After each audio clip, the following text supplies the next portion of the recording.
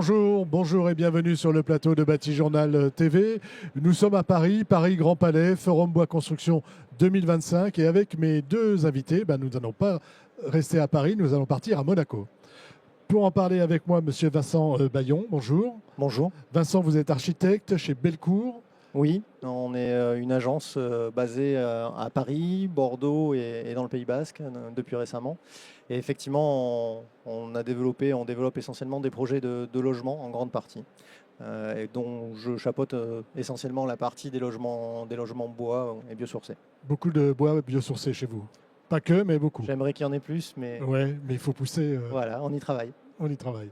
À côté de vous, monsieur Christian Balanche, bonjour. Bonjour. Vous êtes le directeur de la société Simonin. Simonin, qu'est-ce que c'est? Alors Simonin, c'est une société qui est située à Mont-le-Bon dans le Doubs, qui fabrique des composants bois pour la construction, des systèmes d'assemblage et qui réalise des projets partout dans le monde.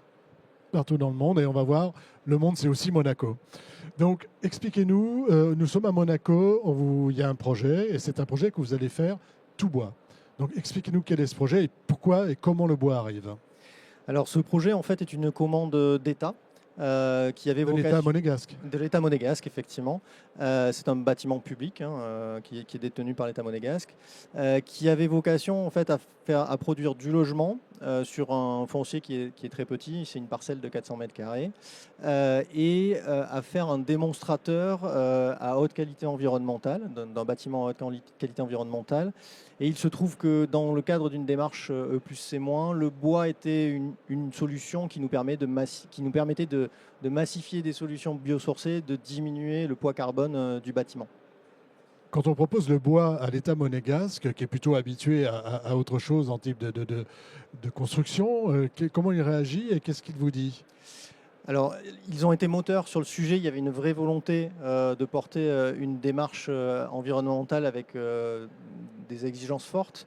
Et donc, du coup, c'est un ensemble d'acteurs qui se sont mis de concert à travailler sur ce projet-là. Il faut avoir en tête que nous seuls, concepteurs, ne pouvons pas porter des bâtiments de telle nature. Et d'autant que, voilà, vu le contexte, on est sur un bâtiment un peu élancé. Donc, il y avait aussi d'autres challenges. Il y avait d'autres challenges, alors quels étaient-ils? Alors peut-être avant de parler des challenges, parlons des logements. On est sur des logements traversants, on est sur quelle typologie? Comment vous avez travaillé quand même ce bâtiment pour l'intégrer à son environnement et pour offrir des logements de qualité? Donc ces logements, en réalité, comme je le disais, c'est une petite parcelle, donc on développe 3 logements par niveau. Tous double orientés ou triple orientés. Et donc on a travaillé cette opération en essayant d'aller chercher des points de vue sur les angles, d'où le travail sur les loggias dans les angles, pour aller chercher des vues, dont des vues mer également. Et on a essayé, et c'est ça qui a été un vrai sujet, un vrai travail qui a été fait avec la maîtrise d'ouvrage, d'essayer aussi de standardiser, c'est-à-dire de répéter un minimum de choses pour que ce soit constructible avec des solutions bois, surtout qu'on a commencé les études en 2018. Donc on n'était pas tous encore aguerris autant qu'aujourd'hui. Sur ces solutions-là. Ouais. On est complètement bois, hein, c'est ça? Oui, on a un socle, parce qu'en fait le terrain forme une déclivité de 12 mètres à peu près entre 2 rues. Donc on a forcément un socle qui est lui béton parce qu'il reprend des efforts que ne pourrait pas reprendre le bois de parois. Et à partir de ce qu'on appelle le niveau de référence haut, on développe 9 niveaux en complète structure bois, y compris le noyau. Sur le principe d'un exosquelette qu'on a développé, enfin qu'on a élaboré avec le bureau d'études Elliott. Un noyau, une colonne vertébrale en CLT, plus ou moins rigide, des planchers CLT, et ensuite une ossature poteau-poutre en périphérie, et un manteau mur ossature bois. Alors, on est dans le sud de la France, et il y a plusieurs problématiques qui se posent. La première qui me vient à l'esprit, tout bois, confort d'été. Comment on gère le confort d'été dans un bâtiment tout bois à Monaco? Alors, il y a déjà un premier sujet, c'est qu'effectivement, il faut se protéger de la chaleur, tout simplement. Et protéger de la chaleur, ça passe par des systèmes tout bêtes, des protections solaires. Donc, on a nos loggias qui ont des screens qui se développent sur toute la surface de la loggia pour aller créer de l'ombre. Des volets persiennés qui permettent de réguler et la lumière et la protection solaire.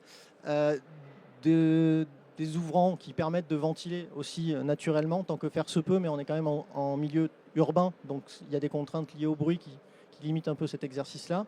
Et puis une performance de paroi qui évite déjà la chaleur de rentrée. Et enfin, des solutions techniques aussi, un système de ventilation double flux avec un système adiabatique qui permet d'aller rafraîchir l'échauffement. Voilà. Première question. Deuxième question, on est dans une zone sismique.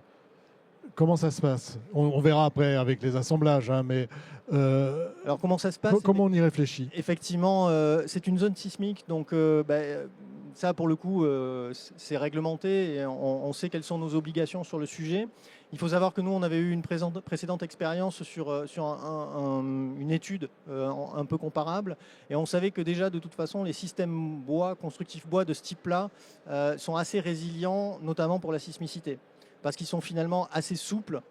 Et c'est finalement le sujet le plus important, c'est que c'est à l'excitation sous les effets du vent qu'on doit prendre garde. C'était ça le plus important finalement, c'est le vent. Oui, on va dire que, alors, modulo, le sujet de la protection feu, la tenue au feu est relativement exigeante parce qu'on est sur l'équivalent d'une 4e famille sur réglementation française, c'est-à-dire 90 minutes de tenue au feu des structures. Mais on va dire que il faut limiter les déplacements des planchers sous les effets du vent.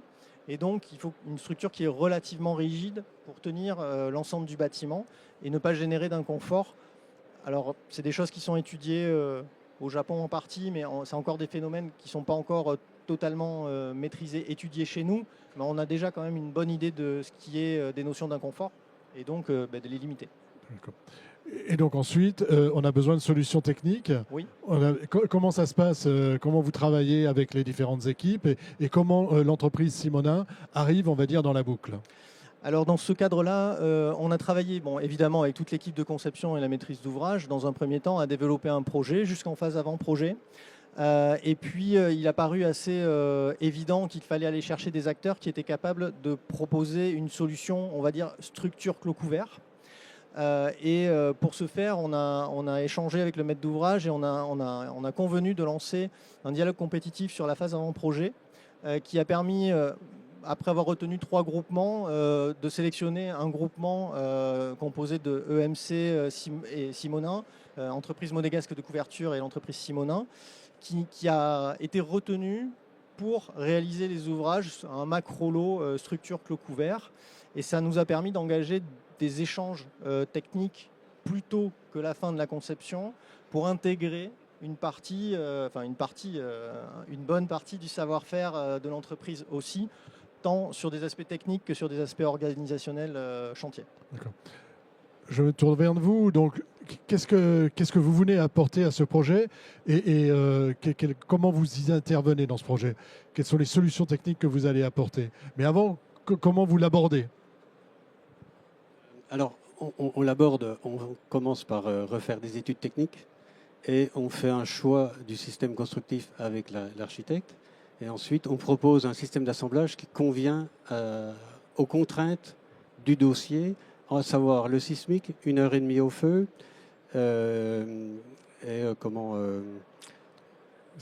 la rigidité. Voilà. Feu et rigidité.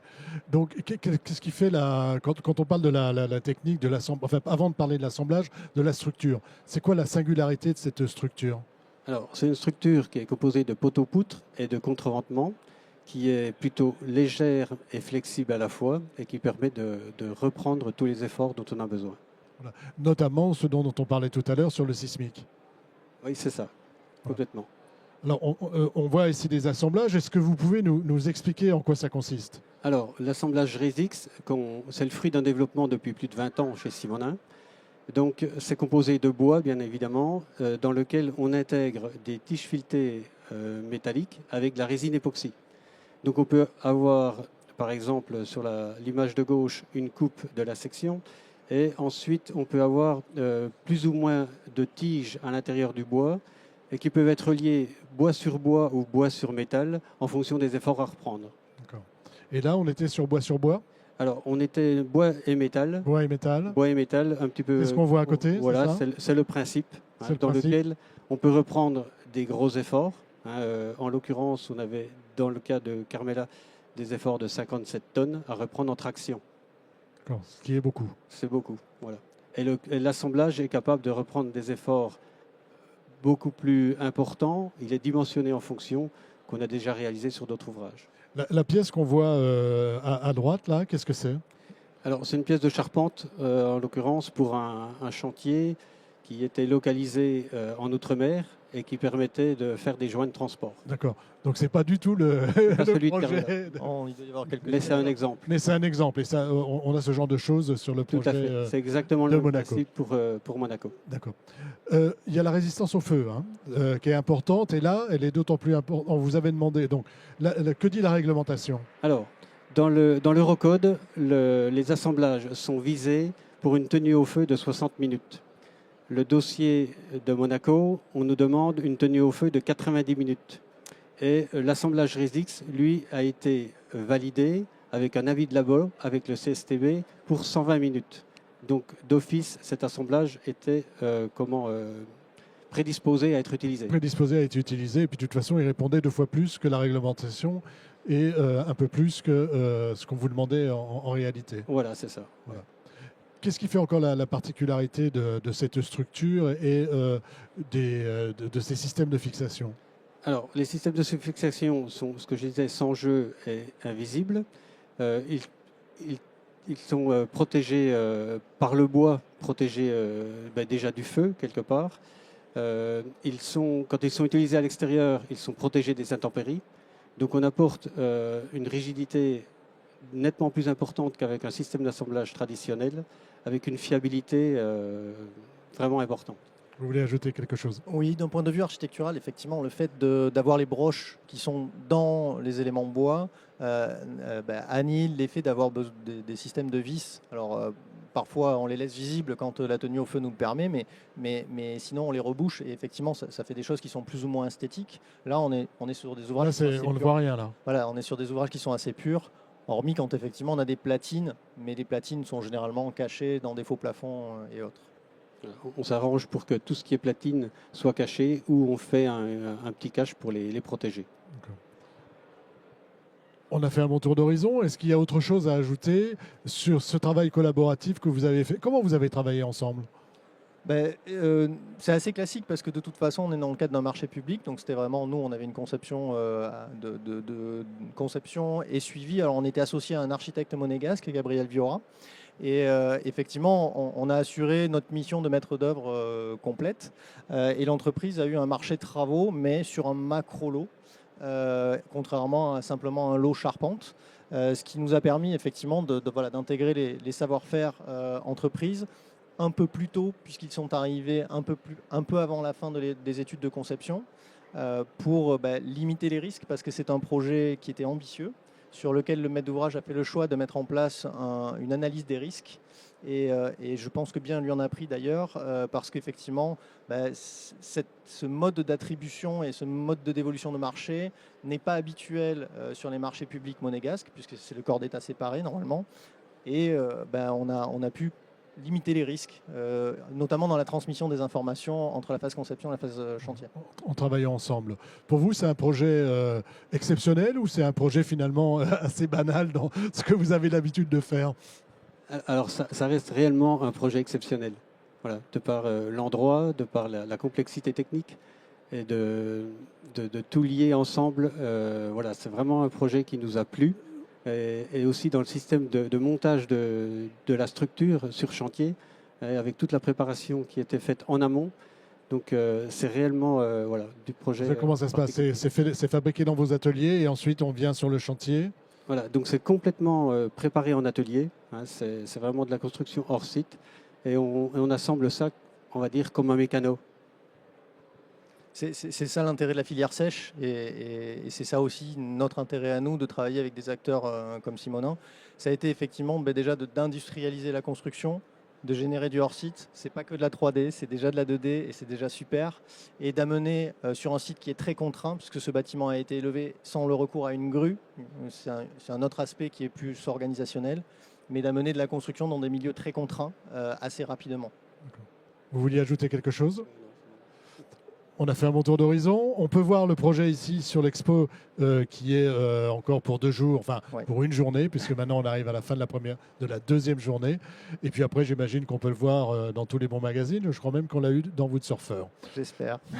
Merci, merci à vous d'être venu sur le plateau de Bâti-Journal TV pour nous parler donc de ce projet qui a quel nom? Il a changé de nom en cours de route. Il s'appelle A Figuera dorénavant. À Figuera, et c'est à Monaco, on peut aller le voir et passer dans la rue. Un projet, une émission, un temps d'échange à retrouver sur notre site internet Bâti-Journal TV et bien sûr sur les sites de nos partenaires que sont le Forum Bois Construction et le magazine Woodsurfer. Merci messieurs. Merci. Merci.